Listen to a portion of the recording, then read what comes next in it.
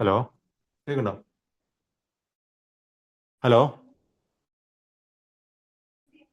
ഉം.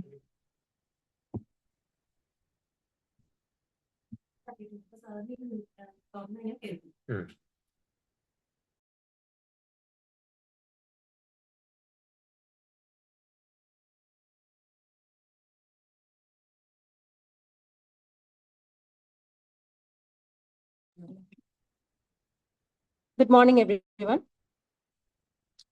I am Anmol Kumaran, Assistant Professor in Civil Engineering in Srivati Institute of Management and Technology. It is with great pleasure that I am here today for the inauguration ceremony of our Faculty Development Program on the topic Emerging Trends in GIS and Artificial Intelligence for Civil Engineering, organized by Civil Engineering Department. Since this is an online program, I request all of you to ensure a continuous internet connection throughout the session. Dear all, today is a great occasion. We are having a team of eminent speakers who are having keen knowledge and years of experience in civil engineering. We know that FDPs are provided for improving teaching skills, and it is also helpful for the faculties to grow in their field of education, research, administration, as well as augmenting organizational capacities and culture. We have a 6-day online program, which is given to be a good remark in the field of teaching for each and every part. Without much delay, we can move to the inauguration session of our program. I invite our beloved HOD, Mr. Srikanth EM, Associate Professor, for delivering welcome.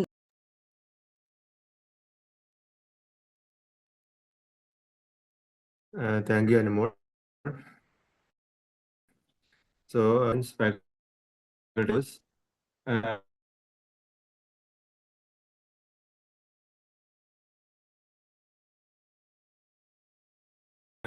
dear, am I audible?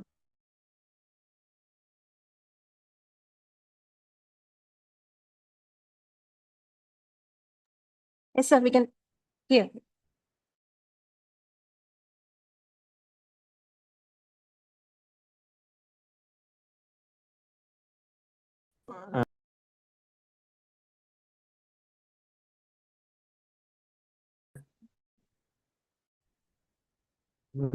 Server. Hello? Hello? Yes, sir, we can hear you. Hello, am I audible? Okay. So there is a technical issue. So I'm continuing. So it gives me immense pleasure to welcome you all to the 6-day faculty development program on emerging trends in GIS and artificial intelligence for civil engineering, organized by Civil Engineering Department, Srivati Institute of Management and Technology, Vavanur. So on behalf of CIMAT family, I extend a heartfelt welcome to each one of you. We are delighted to have participants from various institutions and industries joining us for this academic event. So, as we know, the fields of GIS and AI are rapidly transforming the way civil engineers plan, design, construct, and manage infrastructure. So, these technologies have become essential tools for addressing modern engineering challenges and creating sustainable solutions. So, we are privileged to have a panel of eminent experts and academicians who will share their knowledge and experience during the 6 days of this program. So, I am confident that the sessions will provide valuable learning opportunities and inspire further research, innovation, and collaboration among the participants. At this moment, I take great pleasure in welcoming our esteemed chief guest, Professor Sushma Ma'am, IQAC coordinator, who has kindly agreed to inaugurate this FDP. Ma'am, we are honored by your presence and grateful for your support and encouragement towards academic excellence and professional development. I also extend my sincere welcome to all resource persons, participants, faculty members, and organizing team members who have contributed to making this program a reality. I wish all participants an engaging, enriching, and fruitful learning experience throughout the FTP. Once again, I welcome you all and thank you for your presence. Thank you.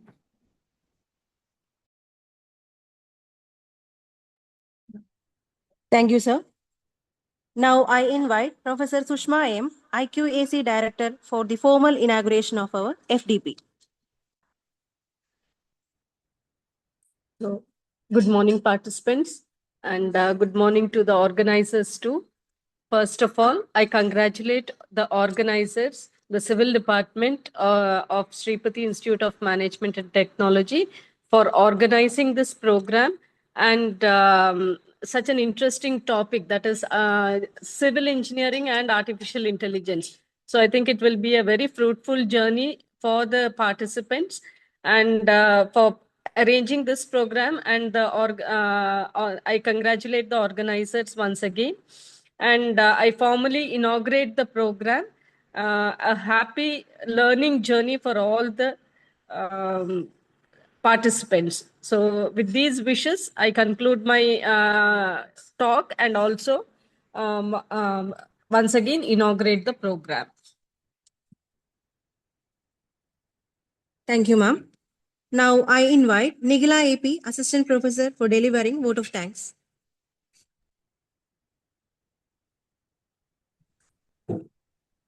Good morning, everyone. It's my present privilege to propose a vote of thanks on this auspicious occasion. On behalf of the organizing committee, I extend our heartfelt gratitude to our respected principal, Dr. S.P. Subramanian, for his constant encouragement and support to make the best use of this faculty development program. Next, I sincerely thank Professor Ms. Sushma M., IQAC Director, for gracing the inaugural session and sharing her valuable insights with the participants and all the faculty members.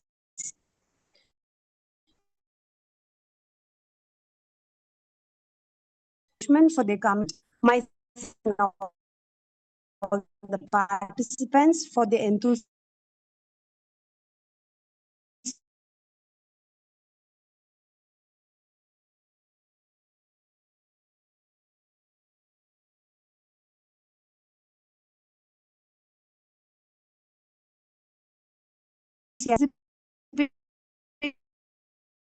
Is what makes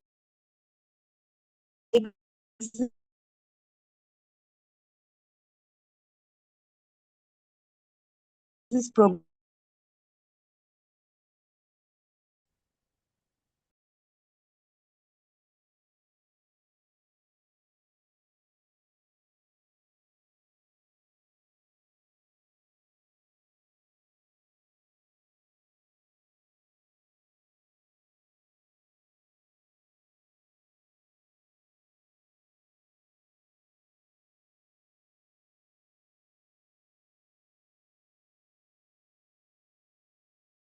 NIT Tiruchirappalli, he has evolved into a leading figure in the domain of multimodal generative AI, large language models, document AI, and agent workflows.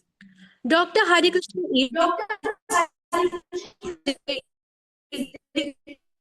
dedicated to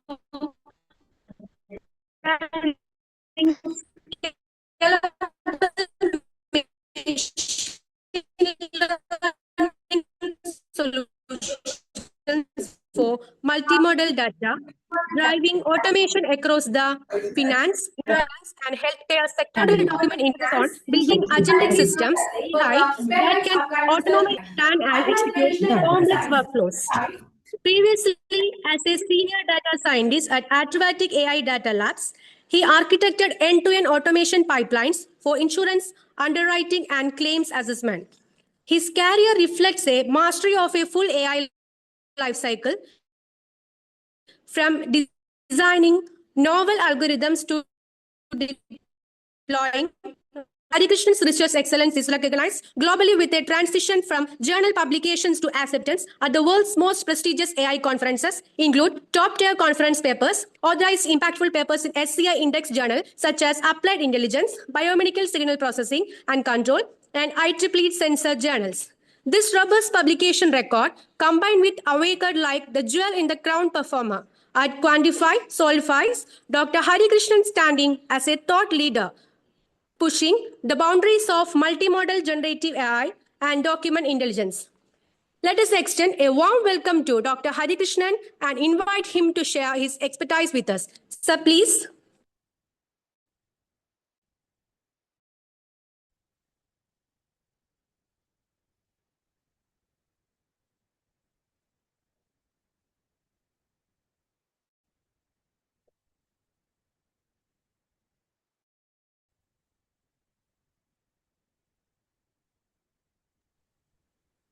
Yeah. Good morning, everyone. Thank you so much for that warm, wonderful welcome. Uh, I think we are good to start, right? Let me know if my screen is visible. If somebody is presenting, you can uh, stop the session, and I'll just start my presentation.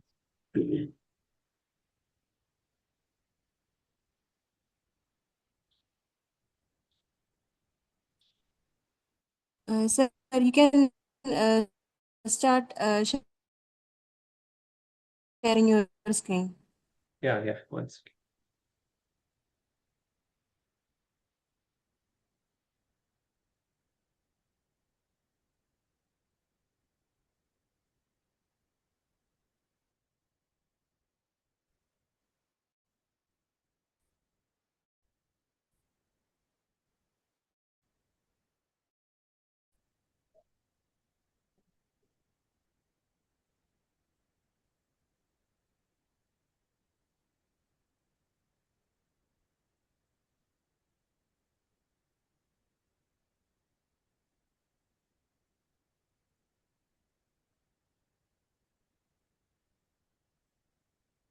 Is my screen visible to everyone? If so, I can.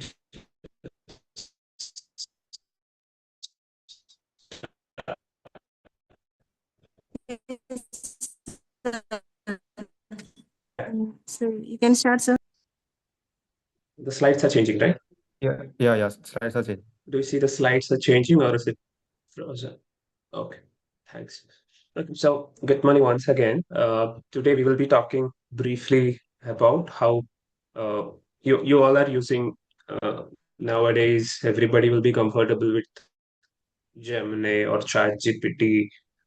At least either of the one you all are at least familiar, even though you may not be knowing how it is working, what it is doing internally.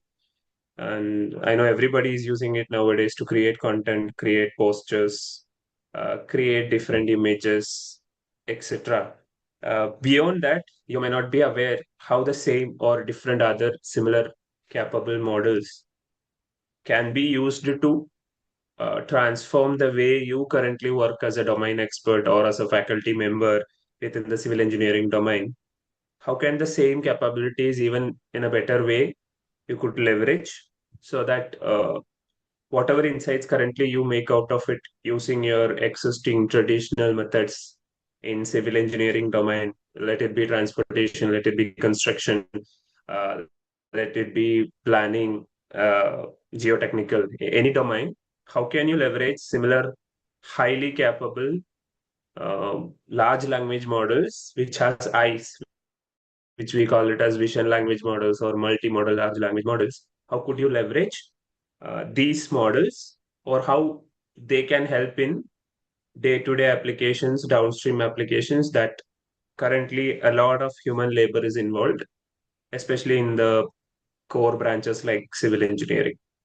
We will not be talking anything about so technical of it, but you can always stop me if any one of you are already familiar with large language models or specifically vision language models, etc. You can stop me to ask uh, maybe deeper questions. But for me, the most priority is not to talk about how large language model works, etc. It's all about to connect how a large language model or a vision language models can be used to solve many of the existing pain points in civil engineering, especially infrastructure and traffic, uh, and how that changes the whole space with respect to traditional machine learning or traditional deep learning approaches, which we currently use in most of the places. By saying that, we will be having a 8 parts session for today. Initially, we will start with why should I learn, or why should I as civil engineering professional or a civil engineering faculty member or a researcher should know about large language models, or should know about vision language models.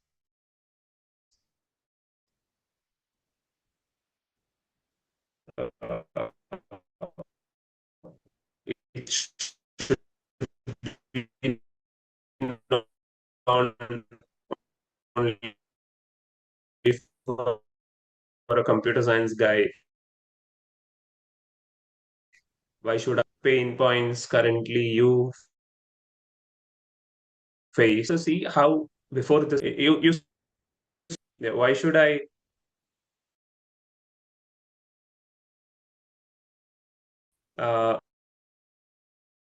go with the latest technology? Then we will quickly discuss about what is a vision language models, just to understand how it works, and then the difference deep learning or machine learning based approaches versus vision language based approaches. Then more importantly, part 10 different expert. You have come across all those scenarios either in your books or in your field test cases, studies, projects, etc. You might have come across those use cases, and where how a vision language model or a pool of vision language models can be helpful to automate many of the manual efforts field engineers, surveyors, etc. they carry out. Then finally, we will be talking about all these things, but how I really implement, what are the best strategies, implementation methods to leverage vision language models at its best for your use cases. So we'll be talking about a few of them, and maybe a good amount of time I would like to spend for interactive discussions. If you have any questions, deeper dive into any of the topics we discussed, I'll be happy to. Having said that, let's focus first on the current, and I'll not be talking about all the current problem statements in civil engineering because the time is not sufficient for that. Maybe quickly,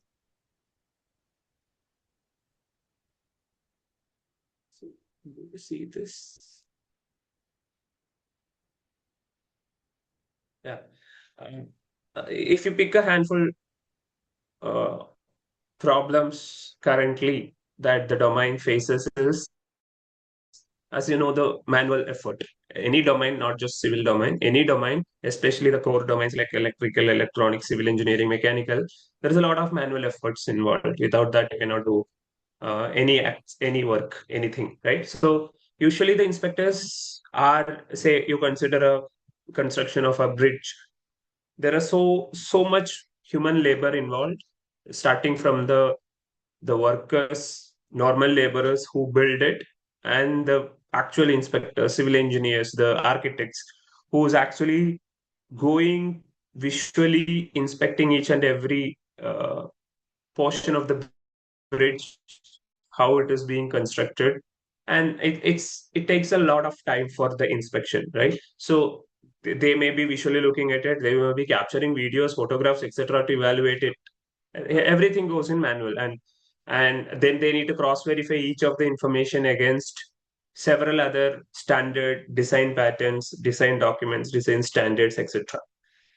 And that's one thing. The second thing is, based on country, based on continent, you have you will be knowing it beyond me better. You have so many standard practices, standard guidelines for design, implementation, manufacturing of different things. Say the US guidelines, the European guidelines, and the Indian standard guidelines.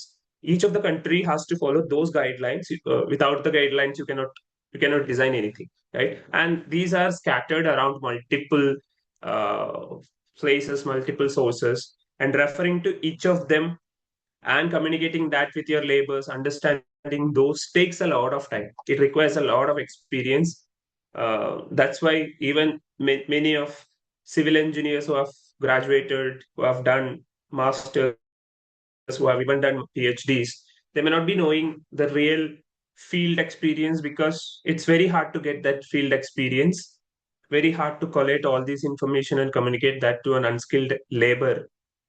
And that's another biggest bottleneck currently people face in the civil engineering domain. And now we all know traffic surveillance, video cameras, AI cameras, so-called AI cameras. Are they actually AI cameras? I would say, as a domain experts, no. They are just object detection cameras or some event detection cameras. They are not, there is no much artificial intelligence behind it as of now. Still, that's a part of AI. Anything you do that automates a human labor or human task, that's an artificial intelligence. But beyond clicking and saying that, okay, you did not put seat belt, or there are 3 people traveling in a vehicle, can you make out of more insights from an image or from a video? By measuring an entire video, can you make out some intelligent decisions? Especially in cameras, surveillance cameras, as well as vehicle to vehicle communication, vehicle to external communication in the autonomous vehicles. We will be talking about that in the later bit detail. So these all comes into a pain points currently the domain faces, and there is a huge opportunity to automate many of the things that helps the actual human who is working in it, and it increases the productivity. It's not just increases the productivity of IT people, but AI is going to increase the productivity of each and every domain. So that is the importance why we should know or start learning each of the components or some of the components in the AI, artificial intelligence. Having said that, as I discussed, how usually or traditionally you used to do it before even LLMs came, Gemini's came, ChatGPT, etc. came. Still, you had all these surveillance cameras, etc. Which do how do they do it? As we mentioned, many of you, if you are research scholars, you might have come across this. These are called traditional computer vision methods, that is convolutional neural networks and vision transformer approaches, which are mostly not generative models, rather deterministic models. They don't generate anything new out of your input images or input videos. Rather, they just do some sort of prediction on top of, same like your regression models or other models, on an image or a video. They do some sort of prediction. Either it can be classifying a given image or a frame into a vehicle or not, or if you pass a road image, it says there's a crack or not, or it could, beyond that, it could detect people with helmet, without helmet, or it could even say if it is for a pothole detection, if you click photos of a road pothole, it can do a precise segmentation of the exact pothole or a gutter, and it can say that, okay, the gutter is this centimeter width and this centimeter depth. And that's it. Mostly that's how, and that's mostly sufficient for many of the use cases as of now, and which is how the standard deep learning methods or standard machine learning approaches work. Most of the things are working based on 3 mainly called technologies. One is object classification, object detection with bounding boxes, or pixel precise segmentation. Now, what are the issues with these approaches? They are super accurate, they are super fast. You can use it even in a mobile phone. But still, why do we need even powerful methods rather than just predictive models, right? So as you first saw, a YOLO model, which is an object detection and ultra fast object detection models, it can count 100 cars passing through a signal junction or an intersection, but it cannot reason out and saying that if a vehicle is stopped, say assume there is an ambulance came, the ambulances somehow couldn't pass the road, but the other vehicles are passing. Current CCTV camera cannot say that, okay, an ambulance is stopped. What is the reason ambulance is stopped? Which is what us traffic police can do, right? Traffic police knows that, okay, due to some reason, due to a vehicle crossed and blocked the ambulance, that ambulance could not move, because of which all other vehicle got blocked behind the ambulance and the entire road blocked. A current CCTV camera, a current traditional computer vision models cannot say that. It can only count, okay, there are 100 vehicles moved. 1, 2, 3, 4. It cannot reason out the surrounding, reason out the entire context, seeing in the image or the consecutive video and say that why it has happened. That can be done with a vision language model. Same like a human analyze the whole scenario, vision language model can analyze and communicate to a control room saying that there is an ambulance which is at this particular junction, which is being blocked due to so and so reasons. If you do so and so things, that traffic can be released and the ambulance can be moved and it will reach a particular hospital in another X minutes. A very useful, very connectable example that everybody can understand. And other is all these models, say detecting vehicles, I'm talking about traditional models, they need to be trained. They are smaller models, they don't have any internal memory or any pre-trained knowledge. They have to be trained for your use case each and every time. Even you train it for one car and motorcycle, if another model comes, they fail. But vision language models or large language models, they are by natively trained on massive internet and other data. So they know what is a car, what is a bike, everything already. So most of the use cases, you may not be requiring an extensive training, rather a small fine tuning if that doesn't work on your data very accurately. But you don't need a longer training. And other two examples, or other two reasons are, as I said, they just give you bounding boxes. They don't say why the crack appeared or why there is a damage. What could be the reason for that damage? They don't say. If a bridge shows a crack, it may not say, or it will not say that what is the reason behind, what could have been the reason behind the crack, what can we do to traditional object detection or segmentation deep learning models cannot say, that a vision language model can say. We will do a quick hands-on experiment also if time permits in 1 to 2 minutes. And right now coming to the work. So it's a unified foundation large language models that uses pixel perception with semantic and textual understanding. Same like a human.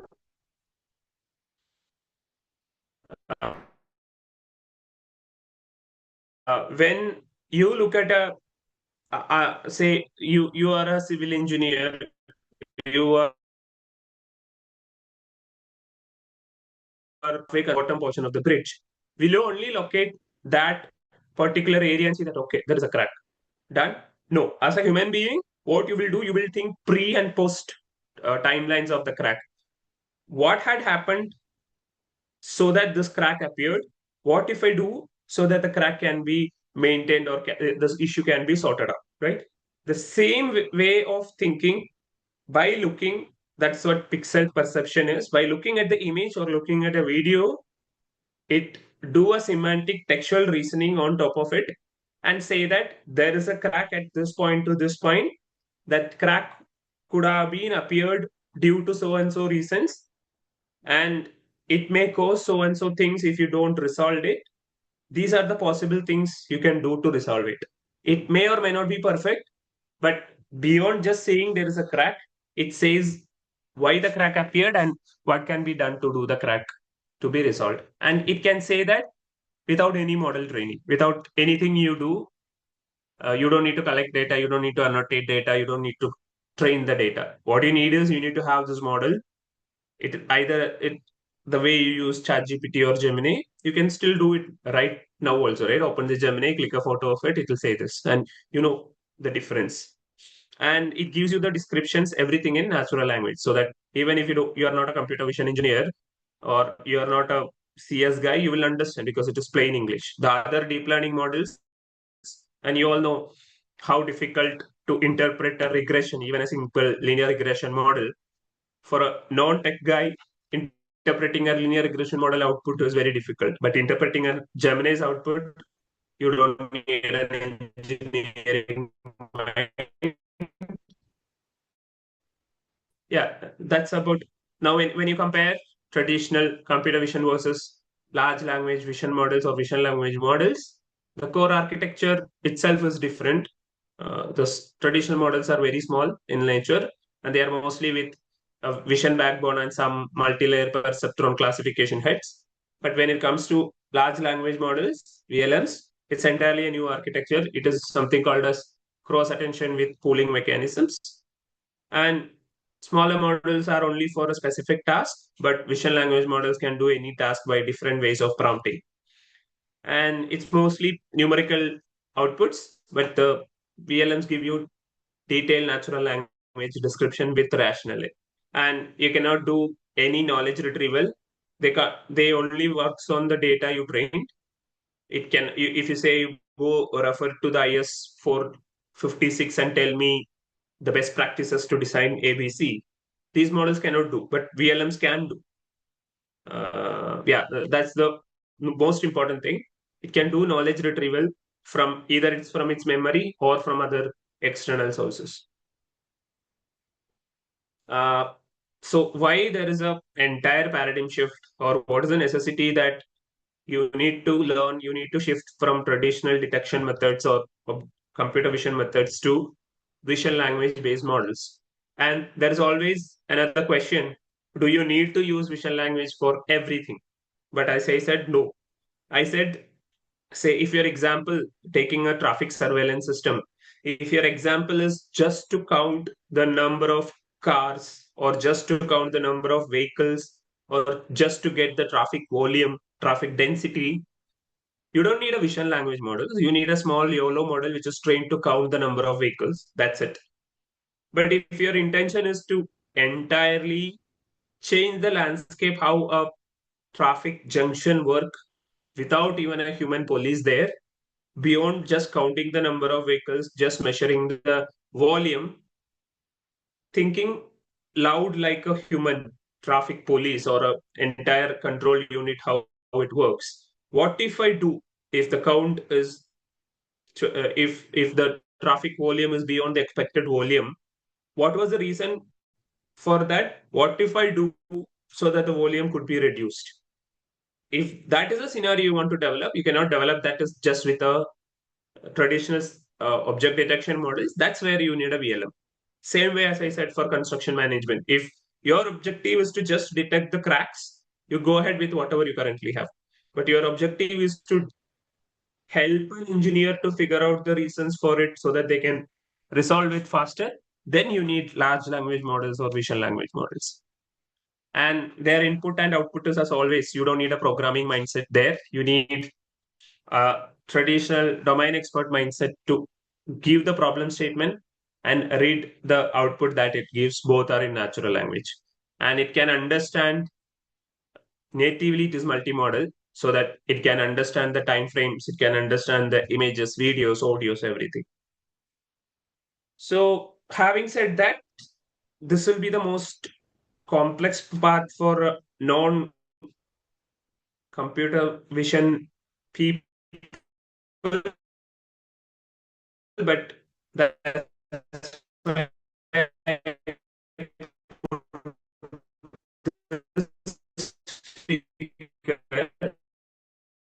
as an example,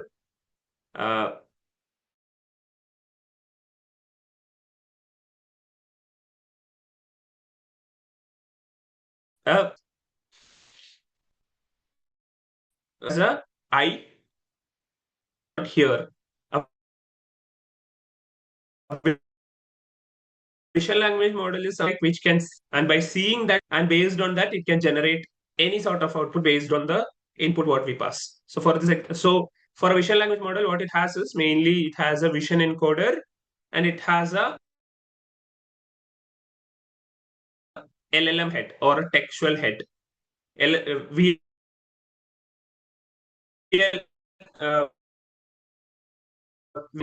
puts these two. That's what you just need to remember now. So what are the tasks it can do for a specific, say, consider this road photograph. So if you're asking just generically, how can you explain the image? As you can see, it explains the image by looking at what are there, what is the nature of the image. If it's a road, how many vehicles are driving, then etc. And even if you see within that image, there is an embedded date that itself it has identified, and it could do beyond that. It can localize the objects. It can localize and caption even an individual one. See, it can only localize the lady or a woman and say that it's a woman driving the vehicle, and it can create captions out of it, and it can even do a masking. Say these are the something on a filters you see, you can tell only to remove this particular person, so that it will mask and it will remove this only person with a white background or whatever background in the surrounding. So a VLM, I'm just showing this image to showcase that it is a multitasking method or multitasking model. Just by telling what is the task it has to do, it can do all of those tasks separately. But if it is a traditional deep learning models, for each of the tasks, you need an individual models and you need to train that model. But unified vision language model does not need to be. It has trained on all these tasks massively by the creator. So it has a vision encoder. It has a few projection layers that connects the vision part into a large language model part. That is the only thing you need to remember now on VLM.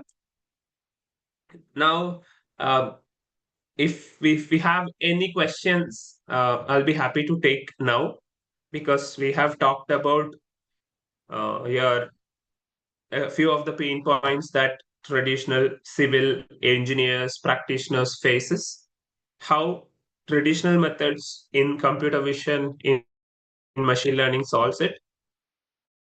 What are the drawbacks? What are the things we could improve? And that's where a vision language model comes. Beyond just predictive models, they understand the context, they think like a human, and they behave and produce outputs which are human friendly rather than programs or rather than numbers, numerics. It creates you human readable outputs, and you can provide input in human and textual representation or audio representation or image representations, and it can do the things what you are expecting beyond just predictive models. And a vision language models basically has three components: a vision encoder, which is like your eye.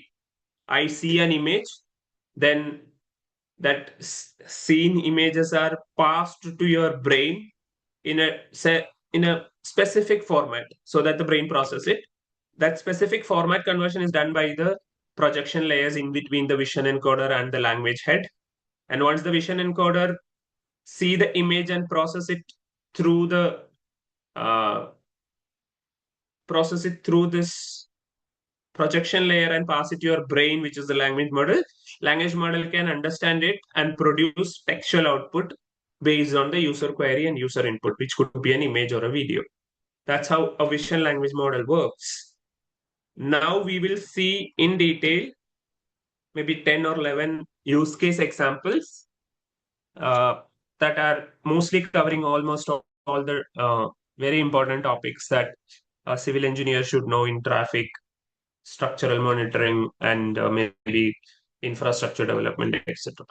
So before going there, I'll be happy if anyone has any question I can answer. Hello. Yeah, Roshni ma'am. Is it possible to do this experiment in any type of road texture? Your question was any type of road texture? Means actually there are two types of road: rigid pavement and flexible pavement. Yes. It should be doable. I mean, that's what I was mentioning. Most of these models are aware of different road types, how as you mentioned, the two types of roads, how they appear. So there should not be any problems in inferring the knowledge from these models. And if they don't do it when you try, we'll try seeing that with one of the models at the end of the session, or maybe we could do it now itself. If it doesn't perform to your expectations, what you need to do is you need to pick a handful number of samples, not like a large number of samples.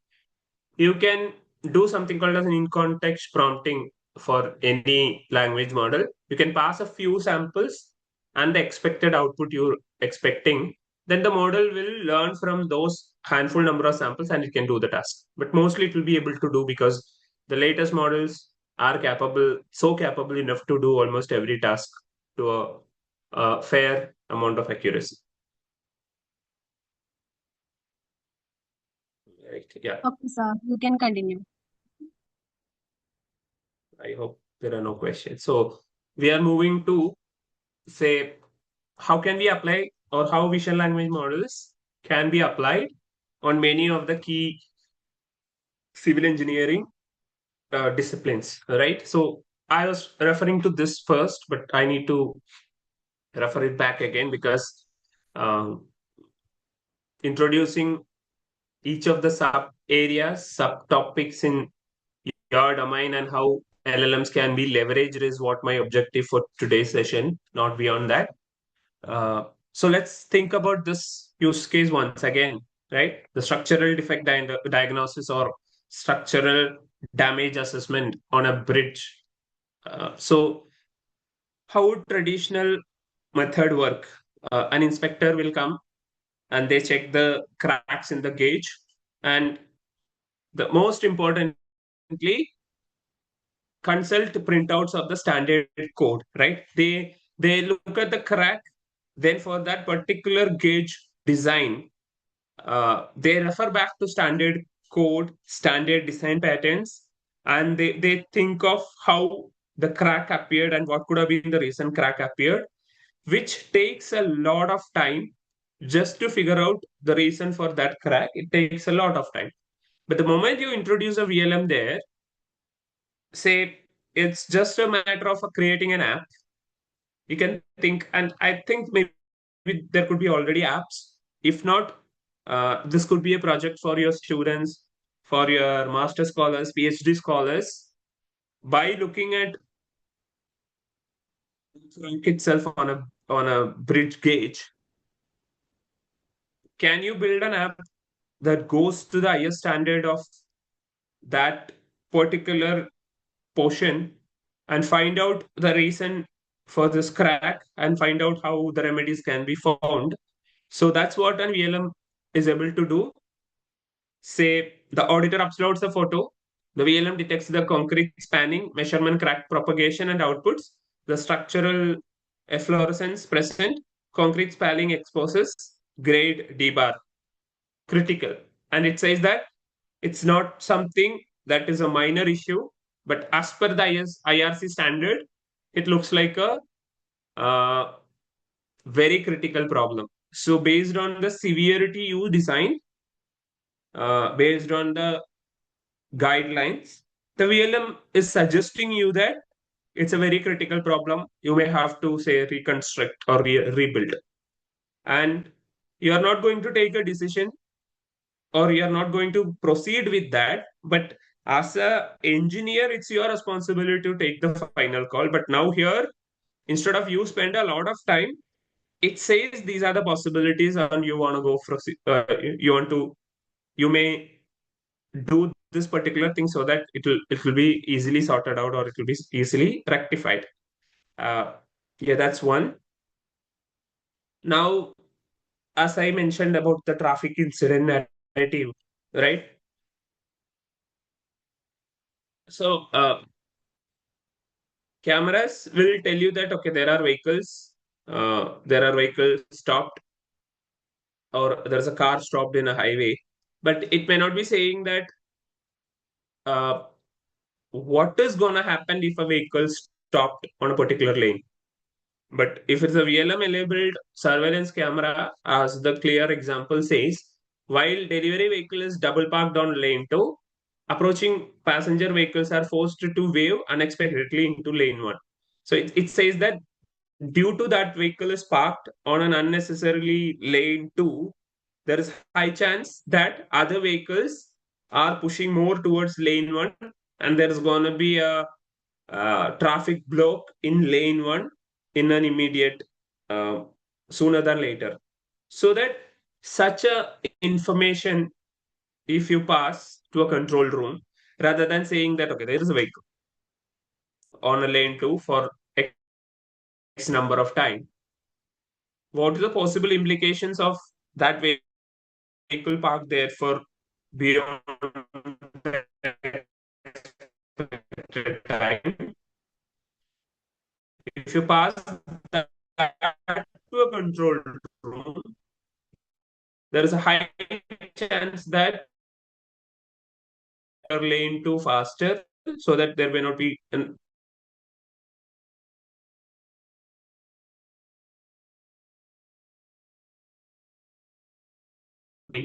any similar examples beyond just predicting. That's something again you can think of in a traffic scenario. Now, this could be something I think road safety audit is what I think many of you would have done it in your master's projects, etc. Right? Human engineers, they usually do take videos of road on different times to figure out that, okay, what are the safety measures I should take on this particular road to make sure that the traffic or there isn't going to be much accidents, or the travel through that particular road piece or road section is more safe. So it's an iterative process. It's a frequent process as per my knowledge. You'll have to do that safety audit over the period of time, which is a time-taking process. You'll have to spend a lot of time on that to in either physically be present there or using a camera to capture all entire road and see that, okay, where and all you have missing signals, where and all you are the curve is blinded due to trees, etc., and the road shoulder width is reduced due to several other reasons. All these are so much time taking process, but now with a VLM enabled cameras, you can just drive or you can just shoot that in your mobile phone itself if you don't have a vehicle to set up all these things. As being a engineer who's responsible for this, you just shoot the entire road section you want to monitor and do the audit, capture it, pass it to a VLM, and tell that, okay, you be it as an expert in road safety audit, what are the various issues you face across the journey of this video, and tell me where and all you see issues and how can I resolve these issues. And the model is going to analyze your whole video, and it is going to provide you that, okay, ABC reasons are there. These reasons are violating the safety rules. You should do these and these methods to resolve it. As you see, there's a stop sign obstructed by a tree foliage due to at this particular point, and due to which the visibility could reduce in 65% now. Maybe in another 2 days, the visibility will be 100% reduced. And you do this particular thing in next 2 days so that it can be resolved. That's not just one example, but it could do beyond that. And I'm also really excited to share these things because I see a lot of opportunities specifically for civil engineering domain specialized people who are equipped with similar like AI technologies, who will have a lot of opportunities in the near future. The opportunities will be something which you cannot even expect that level of opportunities. Now comes another one which is very, very important, right? The safety monitoring in construction sites. We all know that every year there are going to be so many accidents happening in every construction site due to unavailability of PPE kits, unavailability of better engineers who knows the safety measures to be compliant in a construction site, and of course several other reasons which I don't want to comment here, right? But it's again, you need to have a safety engineer in every major construction site. Many of the places you don't have because of again the lack of resources. Now, if you could enable maybe a few cameras or some couple of drones, etc., which 24 into 7 monitors every worker, and it says whether they have their perfect PPE kits. If anyone does not wear a helmet, anyone does not wear a jacket, it identifies that, and it says that if this particular person does not wear a jacket, there could be a possibility that uh, another event is going to happen, and it may happen very severely, so that there could be a major loss, etc. Rather than just recognizing they don't wear a helmet, if a VLM you put, it says that a concrete finisher is operating near an active loader. This is what is happened without a structural spotter or securing barrier. Severe OHA hazard. It says that on a particular place, a person who is actually do a concreting had to be wearing its precautionary measures. They are not wearing it. It's a violation of uh, a safety measure, right? And if such a message goes to a site engineer who cannot inspect each and every person, but a camera can do, or a set of cameras can do, they can immediately act on it rather than just saying, okay, person X, no helmet. They may not be caring about it. But if you say that he's not wearing a helmet due to which a particular law or guideline is violated and it can cause this, they would take a better action. Right? That's about construction site, and within the construction site itself, if you think of this one particular example, you'll be able to think of at least 10 to 20 examples, different examples, just on a construction site, where a construction site engineer or a major engineer who manually does these things, how can I leverage the support for a VLM? That itself becomes a single project or multiple projects. That's why I'm focusing more time on these examples, because I want you all to think of many examples that you know better than me, because I'm not into the space of your application. So I've done some quick literature by reading a few papers, etc., to get each of the relevant examples. But there could be a number of different other examples which you can connect with this. Right now, going to autonomous vehicles space, which everybody knows that autonomous vehicles are gonna replace many of the driver vehicles in the maybe another 10 years or 15 years across the world. It should be very, very, very carefully built technology and method. It's not just cameras. They have lidars, they have surrounded cameras, they have everything.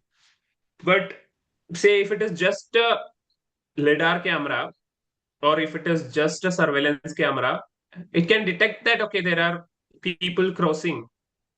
This is a very nice example I found. Your current CCTV cameras, or even the cameras present in the autonomous car, driverless car, it can detect, okay, there are 3 passengers crossing the road, you need to stop. But if it's a VLM based approach, what is distracted by phone, with shoulders rotated towards the crosswalk, high probability of stepping into roadway. So the VLM is not just saying that, okay, there are 3 people walking, stop.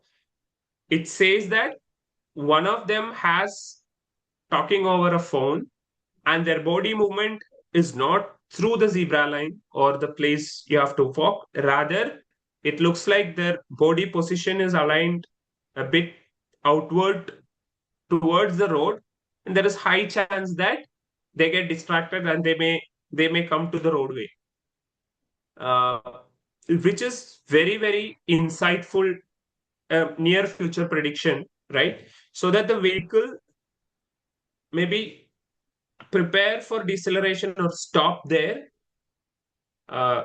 So that rather than just knowing there are people walking either through a zebra line or through your curb of a road, you know that there is high chance that they may come into the road, so you don't overspeed or you don't even drive at all. You wait for what happens in the next 2-3 seconds, which is another very, very, very exciting example I have seen, which I never thought of, but really exciting uh, scenario. Now comes, which we all can really connect with this, because due to monsoon, due to heavy rain,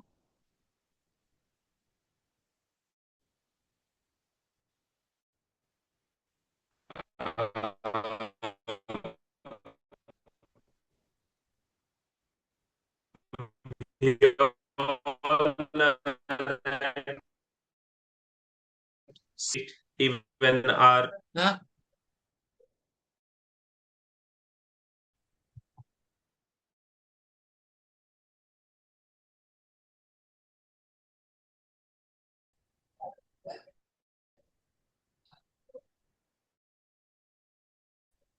disaster rapid management. Uh, it's a vast area, but it really helps, as we know currently how using GIS methods, using satellite imageries, we know that you take the satellite images, then most of the analysis is happening via human. The pre and the post disaster images are compared to figure out, okay, which are the buildings that got collapsed, etc. Are there are methods currently, but with a VLM, say after an event of flood, the responders manually sort through satellite imagery, causing delays in determining structural integrity and allocating rescue resources. So it's two things. One is immediate rescue operations. The other is long-term reconstruction, long-term resolutions for the damages caused by the disaster. So with a VLM, if you send a drone for rapid damage assessment or rapid rescue operations, what you could do is, if a drone which can look at the disaster affected areas in another half an hour or 1 hour, it says that okay, there are chances for these buildings that can collide, these buildings that may collapse in another 4-5 hours, and these places may get flooded in another 3 hours. By analyzing all these things, it can immediately give these feedbacks to the authority, and waiting for satellite imageries to come out or waiting for manual visual inspection of drone outputs.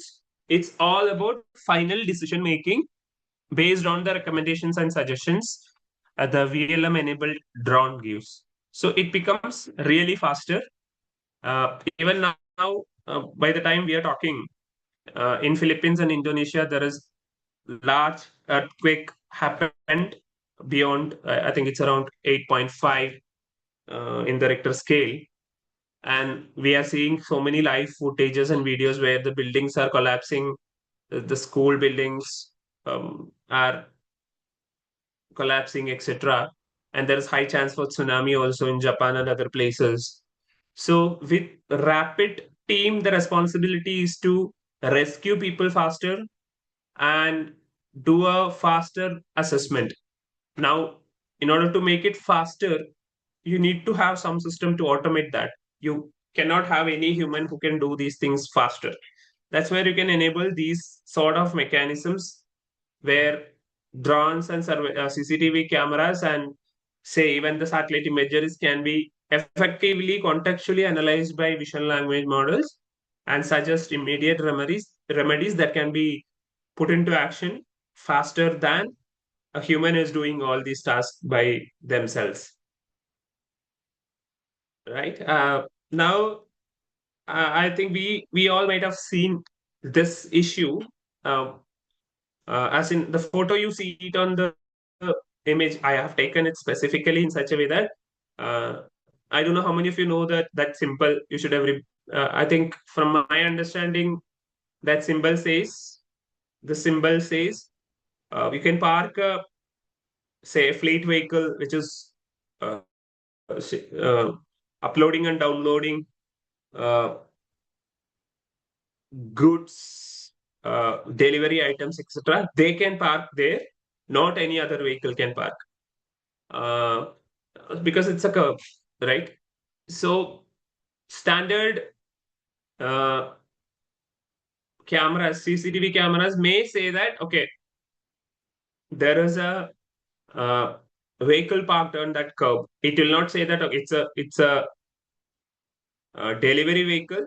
That delivery vehicle is offloading items, packages from that. It may take this amount of time, etc. It may not. But if it's a VLM enabled camera, it knows that it's a curb, and the curb is supposed to be that particular area is only for a fleet vehicle, not for a commercial vehicle or not for a passenger vehicle. But it will say that instead of just saying that a vehicle is parked, it says that there's a commercial box truckers actively unloading goods, and adjacent sedan is parked illegally in the active bus lane, issue citations. So it's not just saying that there is an actually legal truck which is offloading items. Rather, it also says that there's a passenger vehicle which is illegally parked in front of that. And it can also say that due to that parking, maybe the truck may not be able to, say, leave the space easily. It could cause traffic issues, which needs faster attention. This is another example of traffic, especially I know that this is an area like urban curb management, effective curb management is a very, very important area because I think we all know in cities on both sides of the road, curbs, people park their vehicle and leave. Whether it is legal, illegal, if you park in one particular place, what happens? We don't know. The system also don't know. But if you train the system with an AI models like this, it can efficiently and effectively tell the reason. It can predict the consequences of such level of parking. That can make more attention for authorities to take action is what I believe. And these are the places where I believe beyond computer vision models, you need to leverage visual language models capabilities and its reasoning abilities. Right, moving to another one which Jisha ma'am was asking, payment distress analysis. I don't know if you can see this very clearly. It's my screen. I just zoomed in this. This is a paper which is PaveGPT paper. I just saw yesterday night. So it can do anything related to payment distress. So that was the purpose of, they have trained a visual language model and named it as PaveGPT, right? So it can do any analysis that is specific to a road distress. So their question was, and they have compared 4 different models. Their question was, return a bounding box of all the distress and type of distress. They have captured an image and they wanted to localize those distresses and then describe about the distress.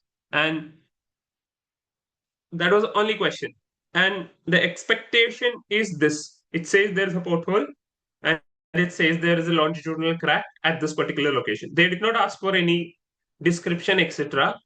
But an untrained vision language model, as I said, they are already trained on those tasks. So they are saying that, okay, there is bounding boxes, coordinates of the distress are these locations with a high confidence level. The distress type is a pothole, which is evident. And the pothole indicates severe localized damage likely caused by a water inflation and repeated vehicle loading. These all are perfect. I would say almost perfect. But the output response is not what the people asked. They wanted just bounding box and type, but this model is given.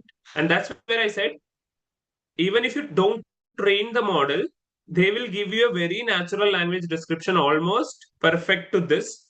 But if the perfection is not that sufficient the way you expect, you see the actual pothole is 159, 278. This is the location, but this model predicted something wrong. Same way, this model also predicted something wrong. Even though they say there is a pothole, It doesn't say that there is a longitudinal crack, as well as it doesn't say the locations properly. So for these specific tasks, what they did is they have curated some data sets, and they have specifically fine-tuned or trained a vision language model and named it as PaveGPT, so that it gives you the right answer. And for such a model, we'll be able to do beyond just detecting them.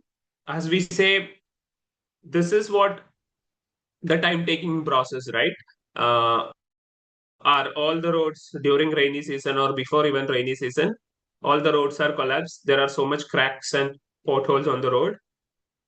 And we may be having in the local bodies, we have only one or two engineers who needs to inspect a large number of roads, and it's nearly impossible to do those inspection. But if you enable proper AI enabled systems, say you have a vehicle which just shoots the photos or videos of the road, and as I said, it can analyze each of the distress on the road, and it can tell there is a huge crack, density is beyond 30% of the lane, sealing is insufficient, recommended structural asphalt overlay.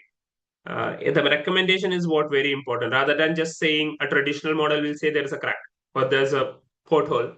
This says that there's a pothole, that pothole is already covered 30% of your road. If you seal it, it doesn't work. Rather, you need to do a separate asphalt or a tarring of the separate way, which is beyond just saying there is an issue, right? And this is a very, very major applications. And I remember during my masters, I did something similar, but it's not, that time there was no visual language models or etc. My whole purpose was using signals, using the running vehicles. Can you, by using the vibration caused by a pothole or a hump to a vehicle, can you measure that longitudinal vibrations and decide the severity of a hump or a pothole? That was entirely using accelerometers and gyroscope, and the vertical vibrations that is caused by these anomalies on the road, and that was got published in IEEE Sensors journals that time in 2017, I guess. Yeah. Now the technology has evolved a lot in such a way that you can use sensor signals, you can use visual inputs like using a visual language model, and you can take a collective recommendations from the whole system rather than individual isolated predictions that you used to get currently. So every example bring you to one conclusion. Beyond just predictive analysis, these models are capable to do true reasoning like a human does, and do recommend you the solutions or recommend you the things what you should do to resolve that issue. Right now, say crowd monitoring or traffic flow, sorry, transit flow, right? Say airports or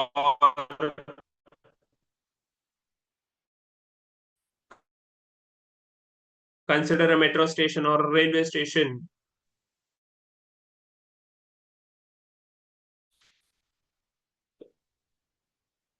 Currently, you don't have any mechanism. Other countries, you have at least crowd monitoring systems and cameras. It measures, it counts the number of people.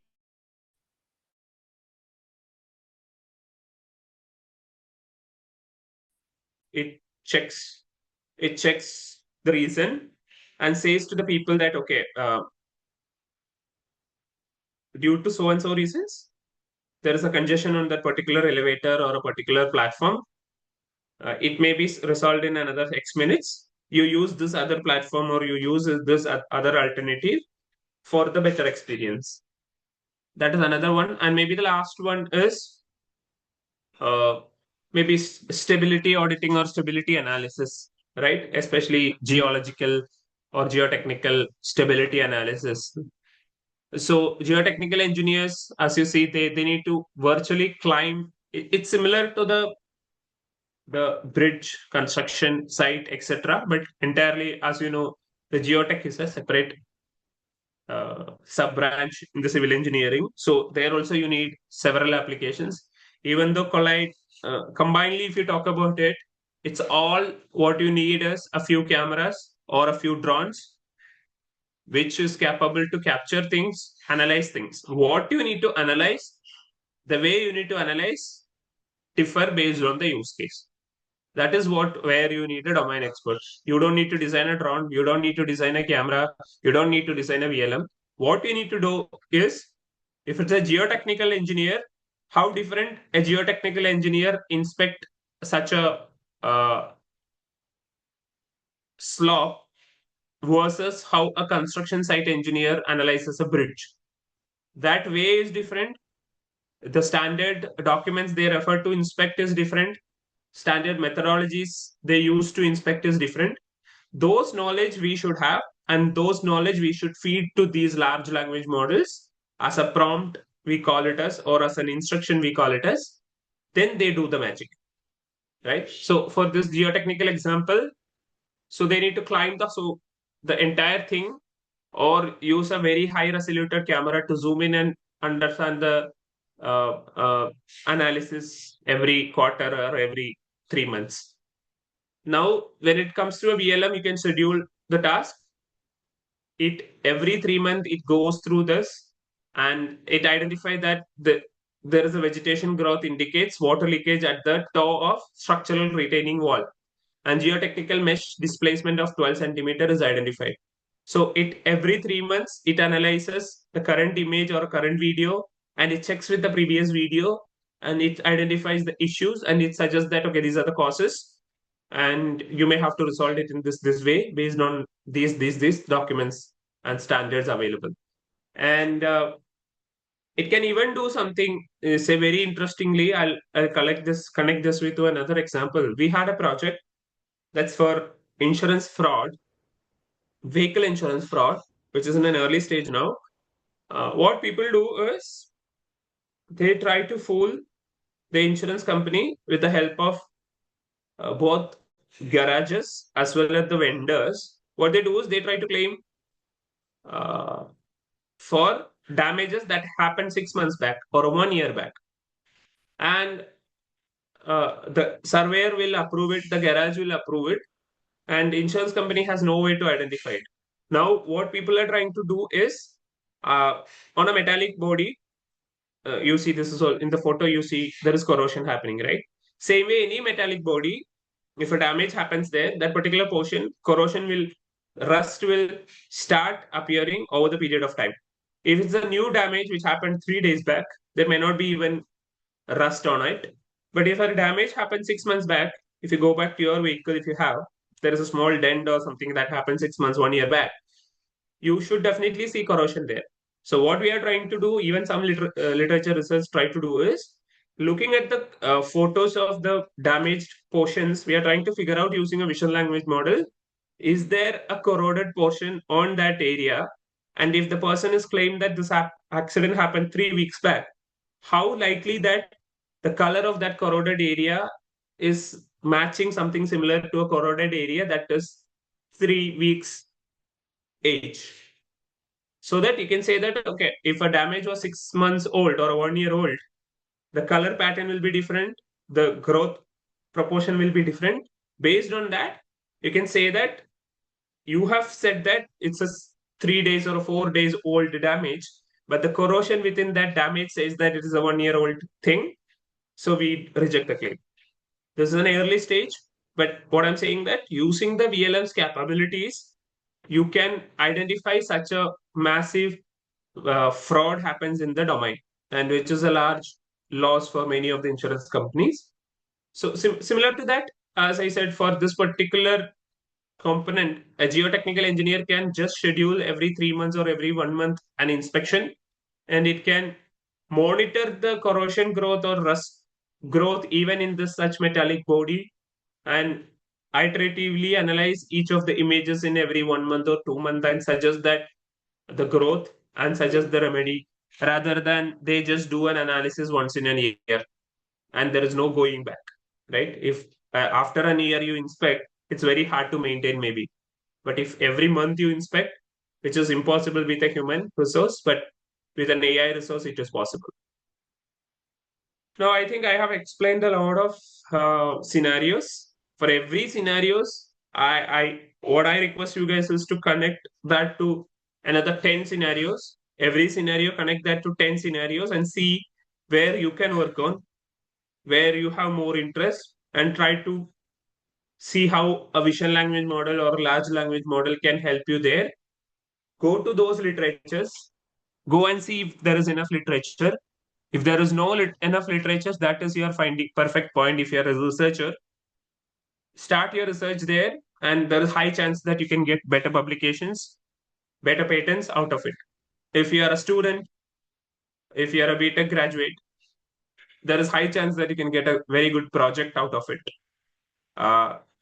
That is how we used to do your research. That is how you used to do your project. Find out the problems first, then go to the technology. Not technology first, then to solve that or to use that technology, going and finding the problem is the most weird way. Identifying the problem statements around you is the complex process in a research. Once you do that, the solutions will come, because there are solutions for everything as of nowadays. How you enhance the solutions, how you leverage advanced technologies to enhance the solution is the key point for most of the researchers, and which is what we do it in our Phi Labs at Quantify. We are not doing theoretical research. We do applied research to solve businesses or to solve business problems using advanced technologies. So my humble request is, before moving to next sections, you should be problem finders first, not technology finders. Technology will always evolve. Technology will always change, but problems remain same. Problems remains unaddressed. So go and find at least 10 problem statements for each of the scenarios I described, and there should be at least handful number of samples on your hand, which you can explore and expand. And that gives you a better research project direction. Having said that, we are moving to another entirely different section. How you can leverage these models, what are the effective best strategies to leverage vision language models to do these tasks, a few terminologies. Before that, if you have any questions on these sections, we can take up those questions, or we'll move to next section. Maybe I need a 5 minutes break in between. Yeah.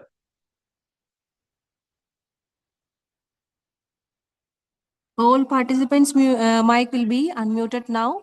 If you have any query, we can ask.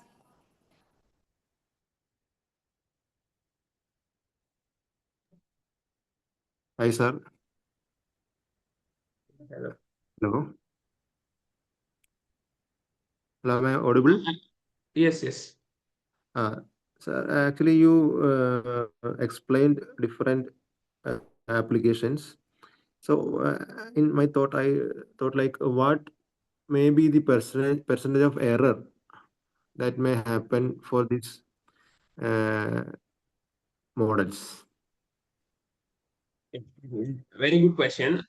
There is high chances that it's mostly we call it as hallucinations, right? I will be discussing that at the end of the session.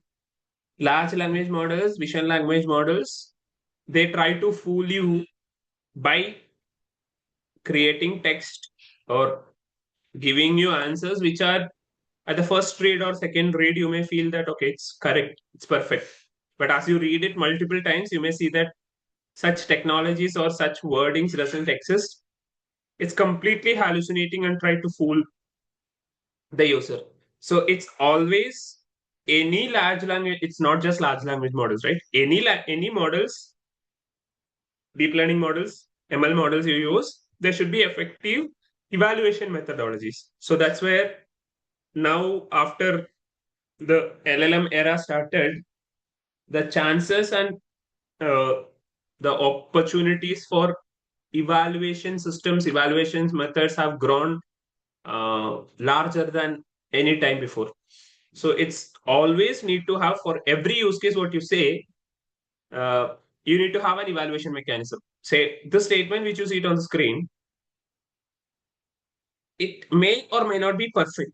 That is where we need a human inspector or human evaluations, or HIT, or we call it as human in the loop, to validate the findings the vision language models do. So there is high chance always for errors.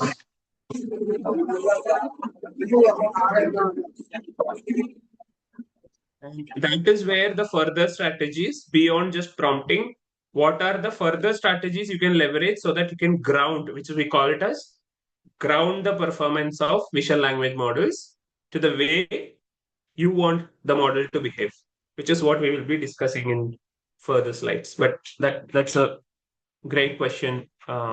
Somebody who listens to the topics. Yeah. Okay, thanks. Thanks. So I'll take 2 minutes break. Maybe exactly now it's 11:15, right? I'll join back on 11:17. Is that fine? Okay, sir. Participants, please don't leave. Sir will come in 5 minutes. It'll take 2 minutes. 11:17. Yeah.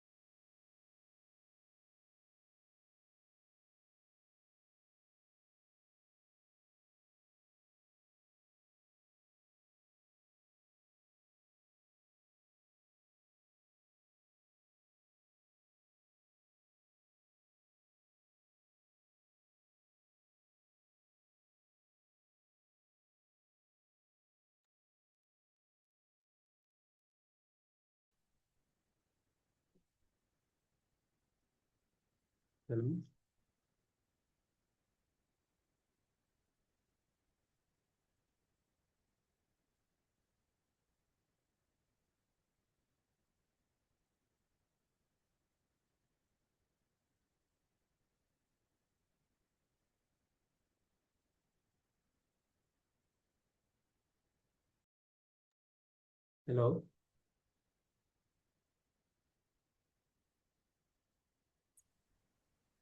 Okay, sir, you can continue.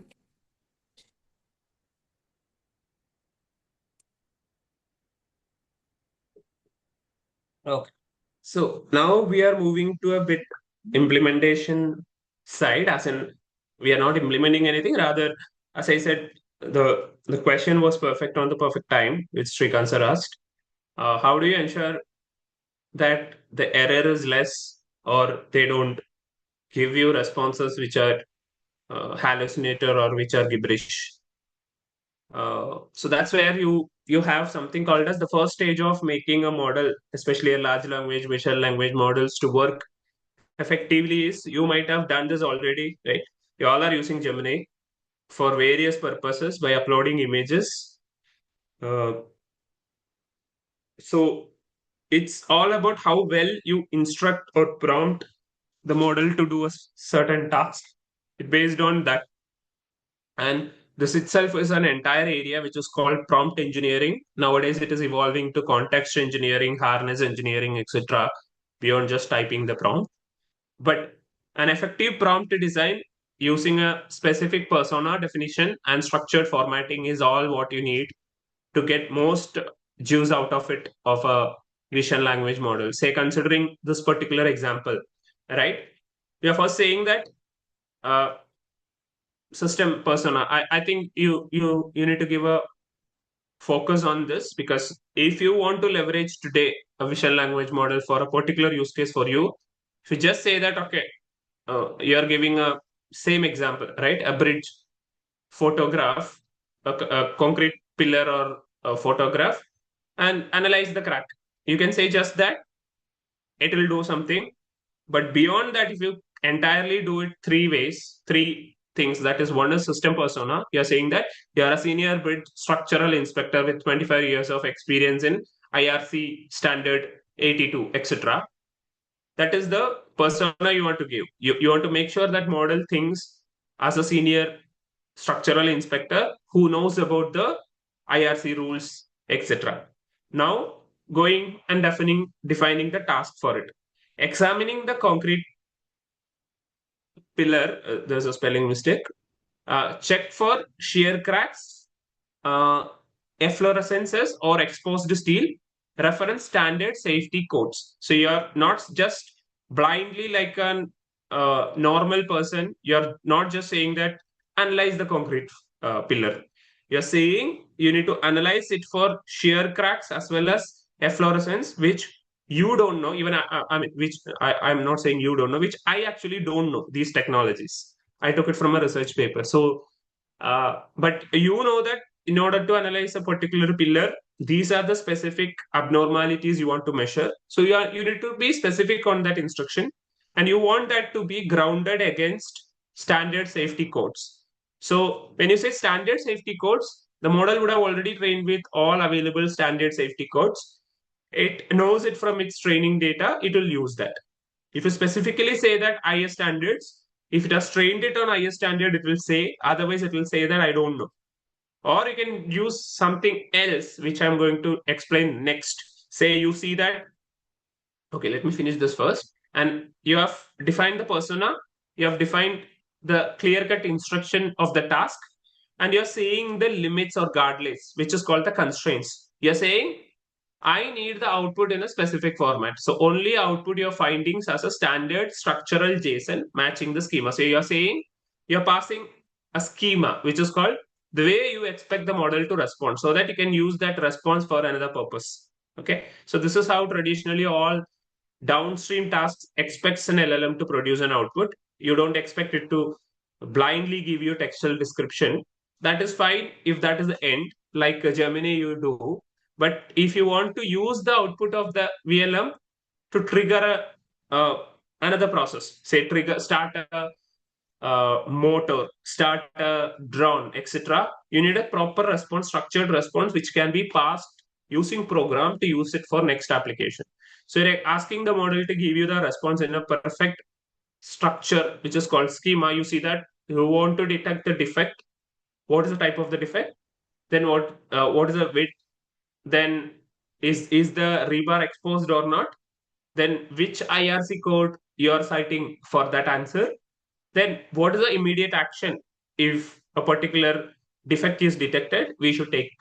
It has all the key things which we want, and it will give it in that format only, so that it is easy for you as a domain expert to analyze and for a further downstream task to perform. I think this is the immediate remedy to reduce the error that a VLM gives. I think Srikanth said this is one of the immediate thing before training and other approaches you do. Doing an effective prompting is the first and foremost important thing you need to do to effectively use visual language models capabilities and reduce the error rates or hallucinations. Right. Now, say, as I mentioned, if you know Gemini is from US, Google, ChatGPT is from OpenAI, again from US. Majority of these AI model providers, either it is paid or open source models, they are originated from US. Some of them are from now China, but our country is still yet to capture the pace, etc. So if you want to use it for Indian context, specific context, even if you say reference standard safety procedures that are IRC. IRC is it Indian standard or is it international? International Road Congress or Indian Road? What is IRC?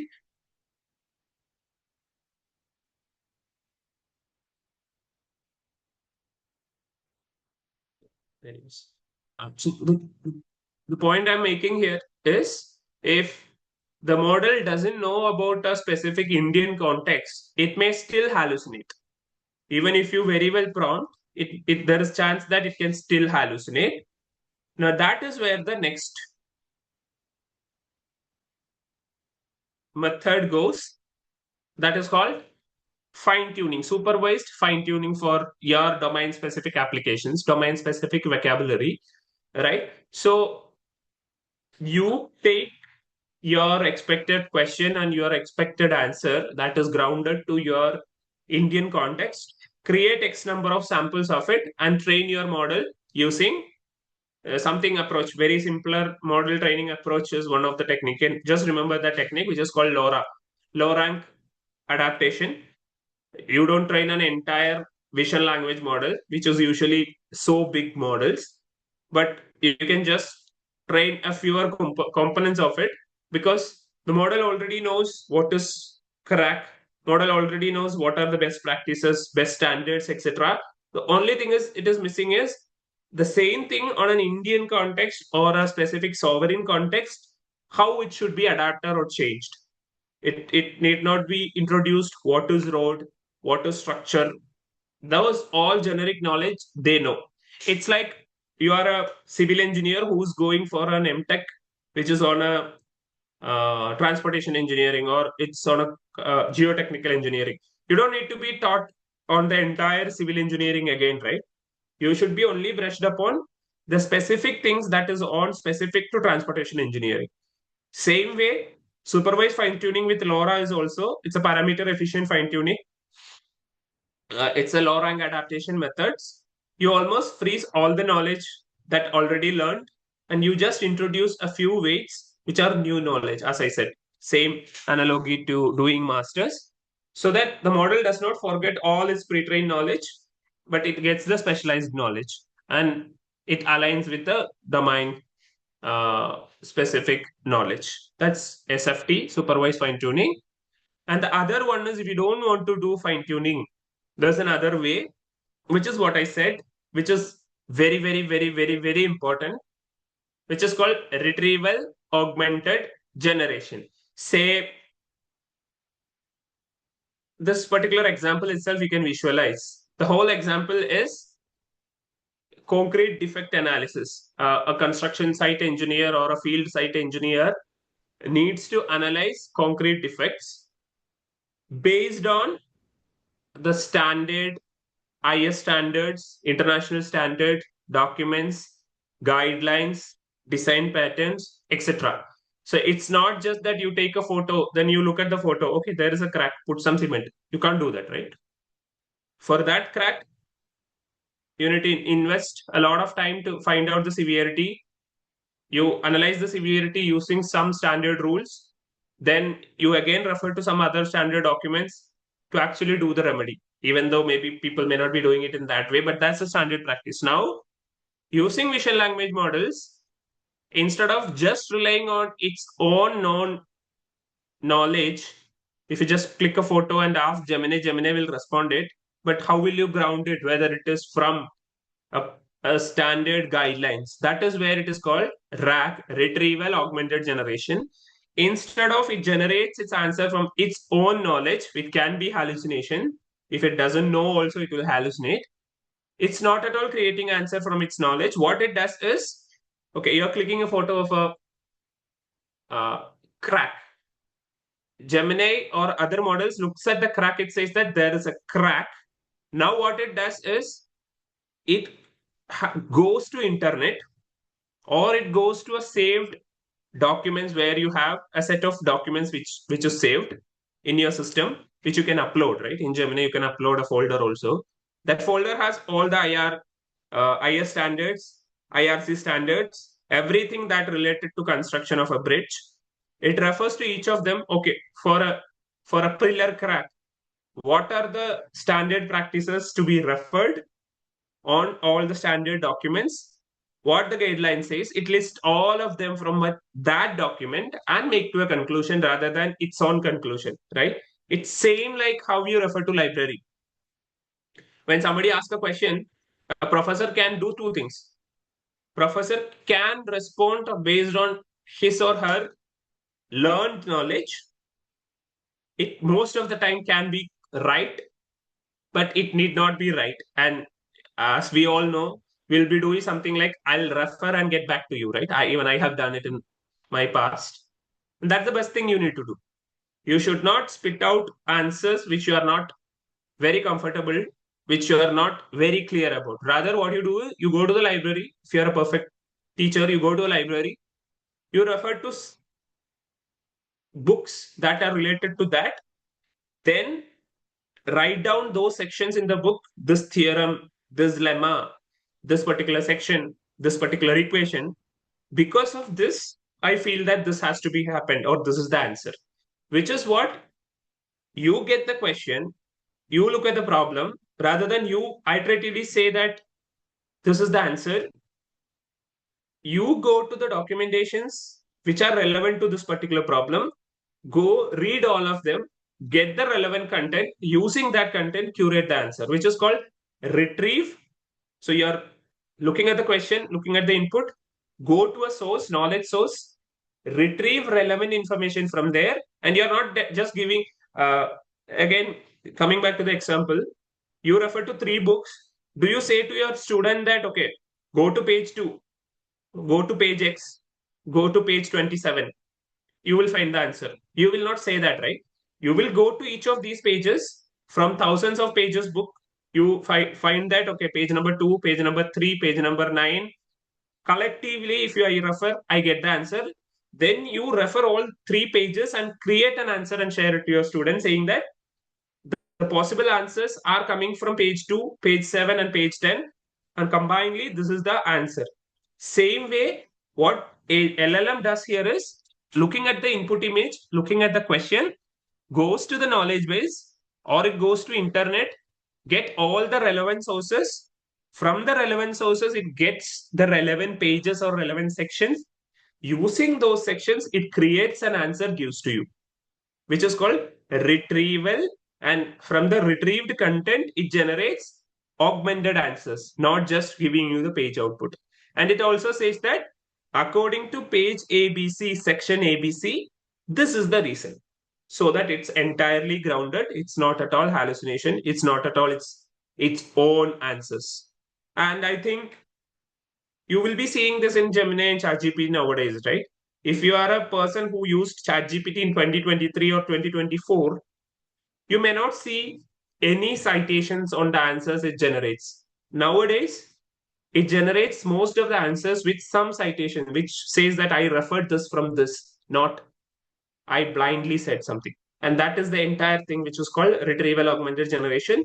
And for a civil domain, I believe since you are doing each and everything based on a document or based on a guidelines, based on a design book, this is the perfect example where you can leverage a vision language models to perfectly ground the response these models are giving. So one is effective prompt engineering, fine tuning. So fine tuning, you need data, you need training mechanisms, etc. But retrieval augmented generation, what you need is you need a model, you need all the knowledge base, which actually the model should refer to give you grounded response.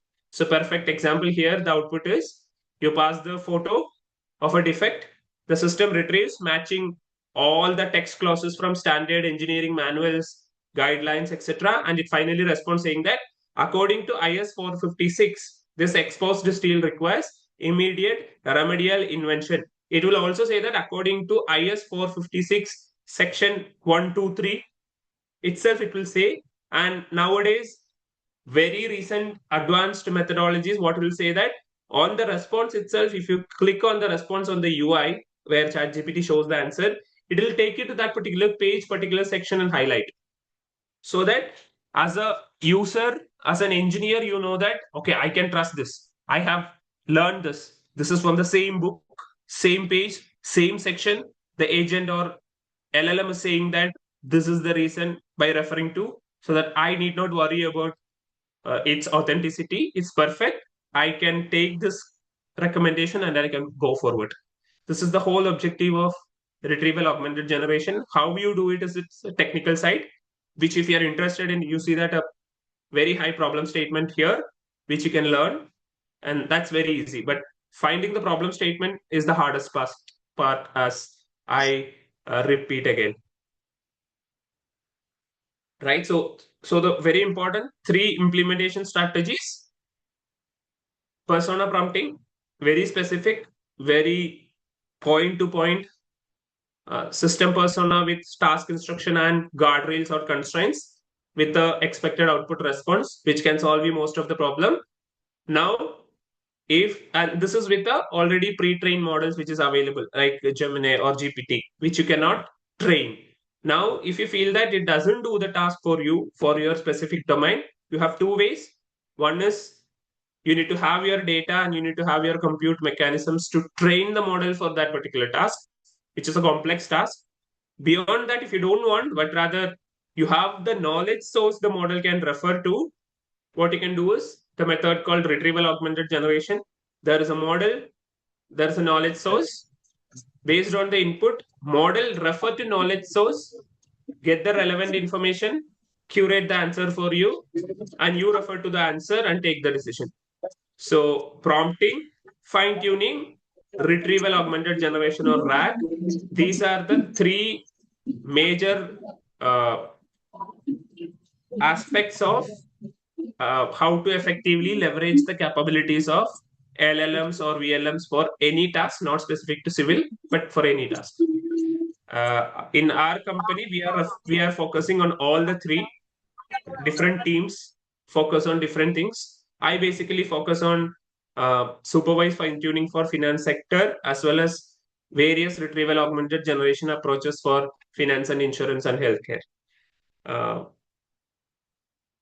Having said that, now just note down these models, because if 30 people are attending it, if 10 people wants to refer to, you should know these model names. Then it is all about referring to these models, checking how to use these models, etc. is a separate story. But there are 2 ways you can get LLMs nowadays. One is the way you get Gemini, GPT, Claude, etc., which are actually paid. Whatever you are currently using is a free version of it, which means whatever images, whatever text, whatever audio you send, it's they can use it for training. I used to repeat this on every sessions I take, because nowadays without these AI tools, many of us cannot create content, which is not a bad thing. It increases our productivity. But the problem is, since it is free, we are actually passing so much sensitive details also. Many of our documents, many of our KYC details, even bank statements, etc. What you need to remember is, from today onwards, when you pass an information to, if it is a paid one, you're taking a subscription, then there is no problem. They don't use your data for training. Otherwise, all those data is going to be a training corpus for these models. And assume why they are giving it for free.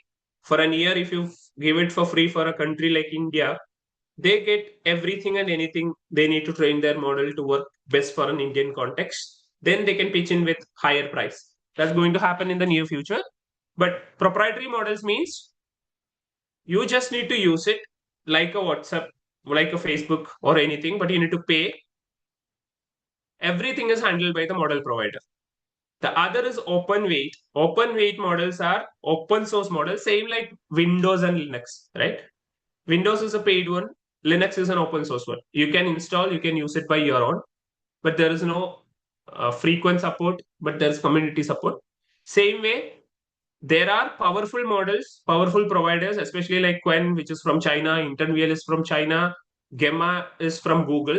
Google has Gemini, which is proprietary, and they also have our open source package models, which is called Gemma. They are open weight, which means you can download those models.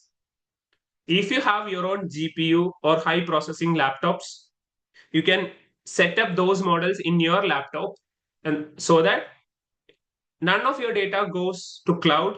Nobody is using your data. It's entirely with you, your phone, your mobile, your laptop. But the thing is, you need to maintain its deployment. You need to see how much RAM, ROM, GPU, etc. it requires. The infrastructure you need to maintain, but the safety is higher side because it's in your laptop. But the other is everything goes to cloud. Everything is going to another country or another continent, etc. Also, whatever most of us use is free, so the data is being used for training. So these are the two spaces, and these are the state-of-the-art models in current month, I would say, and every month there are models getting released. And the space of AI is evolving rapidly faster. That's another note. Now, we are approaching to almost the end of the session, maybe a couple of slides. Key limitations, even though we said the power of facial language models, LLMs, so far we have discussed a lot of meaningful examples in the civil engineering domain. What are the challenges they still possess? As usual, as we said, hallucinations. VLMs can confidently invent crack wits or miscite structural codes requiring strict verification guardrails. As we said, it can very confidently for a junior engineer, right, who's into the, assume you are building an application for this, right, crack, road distress or crack analysis. You have built already. And there is a graduate who just passed out from engineering. The first job is this. They come, take a photo. Okay, the system predicts certain things. The moment they read it first time, they'll see that, okay, oh, this is great. It has given everything correctly. But when they show it to a senior engineer, they'll say that, hey, this is not at all the standard code which has to be referred for such a crack or such a distress. But it can confidently fool you by saying very confident wrong answers. And that's where you need very strict verification guardrails, which I said. First guardrail is retrieval augmented generation. Always ask the model to refer to the documents, cite the documents when you give the answer, not at all from your knowledge, if it is a very sensitive thing. So that is a fundamental, most common issue, hallucination, which has reduced nowadays a lot after RAG and other things came. Or the next is fine tuning. So hallucination is a very, very important thing, especially comes to large language models. The second is these models are not yet physical AI. They are still virtual. They don't understand the physical world. They just predict next tokens, okay, based on the pattern. It doesn't understand the mechanics of physics. It doesn't understand the load limits, etc. It's all it knows from its internal knowledge, not like human who understand the physical world. And that is where now another domain from LLMs paradigm shift, which is called world models. I think I have talked about world models maybe in another session in CMAT. World models are something which is the future, which is like saying like human. Just a minute.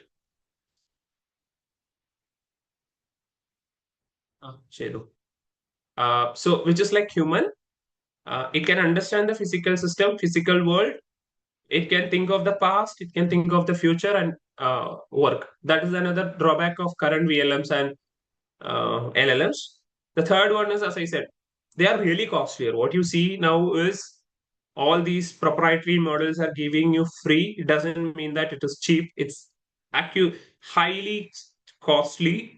The compute and the servers which they have it in the foreign countries, they are really costly because it is a time where it scales. There are so much subsidies these companies get. So many investors are investing in AI. That is why you get it for free or less amount. But the infra requires and the time it takes to process, usually if you try to host it your own, it's really high. So you need high computing, graphic processing units, very high power usage, very high electricity usage. All these comes into the space. And of course, there is high chance for data biasing. As I said, these almost all models are trained on Western data, etc. So every sovereign country, including India, is trying to make a version of own version because many things are different for us. Many things are different for another country. So there's high chance for data bias, and there are mitigations. People try to do it with reduce the bias. So 4 important things: hallucinations, latency and high cost, data bias, and blindness or lack of physical awareness. And each of these are very high research area. Everybody tries to focus on this. One of the area our team focuses on hallucination and data bias, which we call it as responsible AI. How to make these models really responsible and safety first models. Every AI solution we make it at our company passes through certain checks which the responsible AI team has built.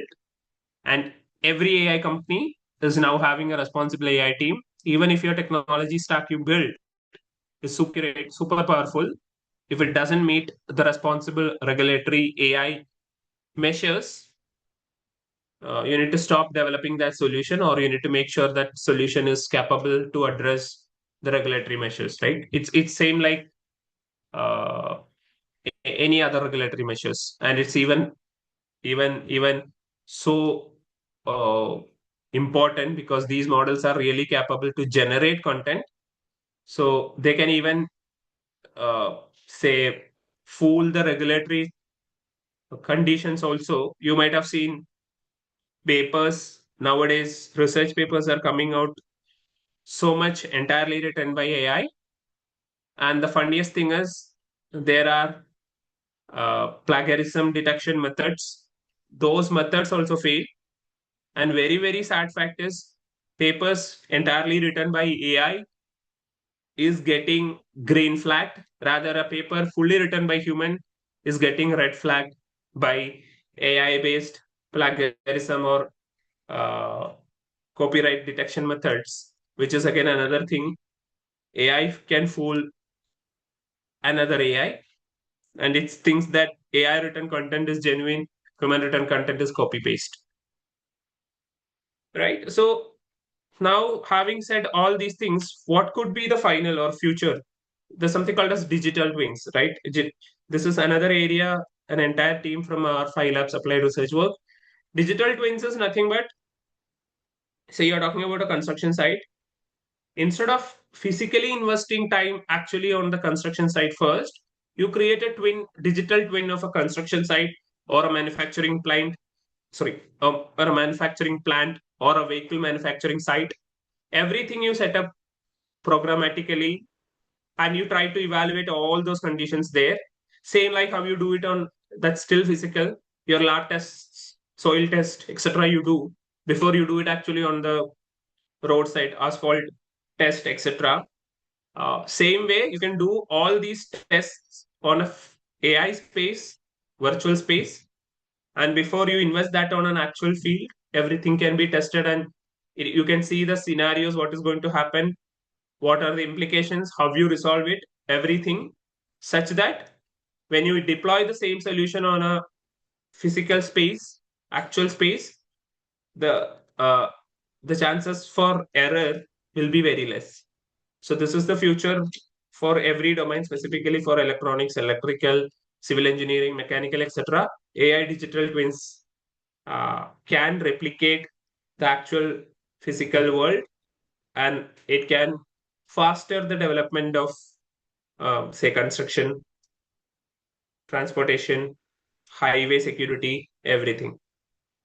By this slide, I think I am at the end of the presentation.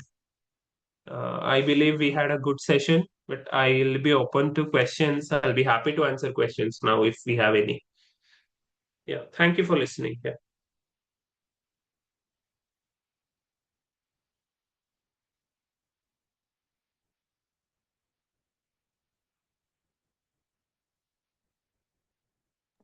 Any queries?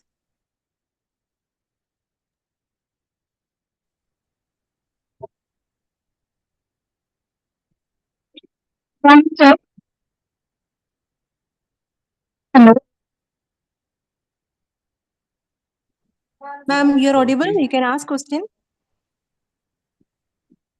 I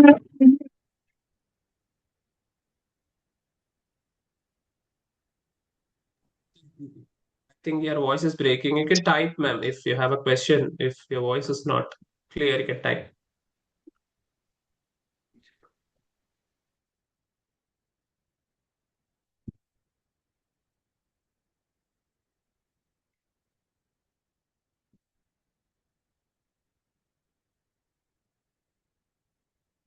Ma'am, you can ask the question now.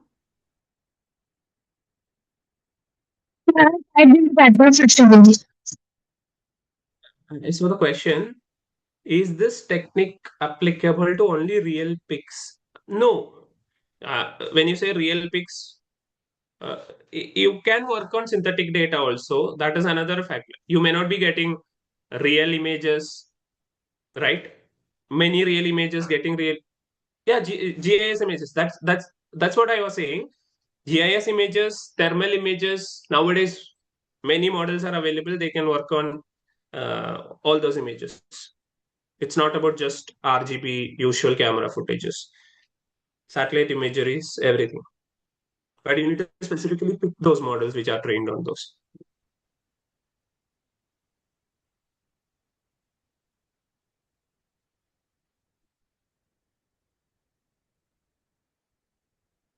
Air pollution and water pollution. I'm sorry, like, see, I'm not basically from the civil engineering background, right? So when you say just air pollution and water pollution, can you quantify? From the GIS footages, if you can represent it as an image or represent it as a video, yes, they can.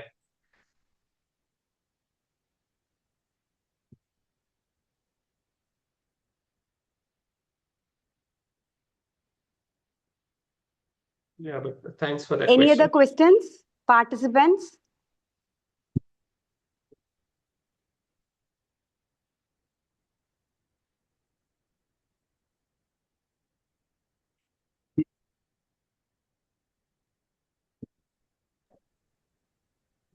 Hope there are no queries anymore. So thank you, sir, for an enlightening session and for sharing valuable insights and expertise with us today. The session was very informative and interactive one. We expect a lot more sessions like this in future. Thank you so much, sir. And participants, the feedback form is shared in the chat box. You can go through the chat box and it will also be shared to the WhatsApp also. So thank you for the session. Thank you so much for the invite. Afternoon session will be started by 2 p.m. So kindly be present, all the participants. Thank you once again.